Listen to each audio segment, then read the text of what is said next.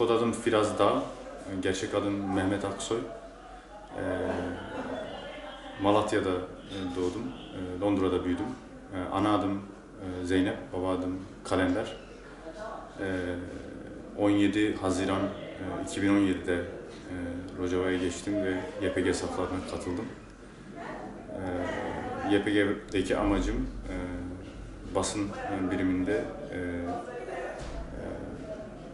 Rojava devrimini yansıtmak, Suriye devrimini yansıtmak, Kürt halkının direnişini ve mücadelesini daha geniş kitlelere, daha iletişim araçlarını daha başarılı şekilde kullanarak yansıtmak.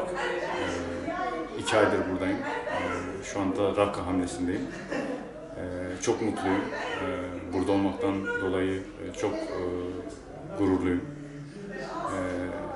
Aileme, tüm arkadaşlarıma, beni seven, sayan insanlara selam söylüyorum. Bu mücadeleyi nerede olursa olsun sahiplenmelerini ve başarıya ulaştırmalarını ve bu konuda da hiçbir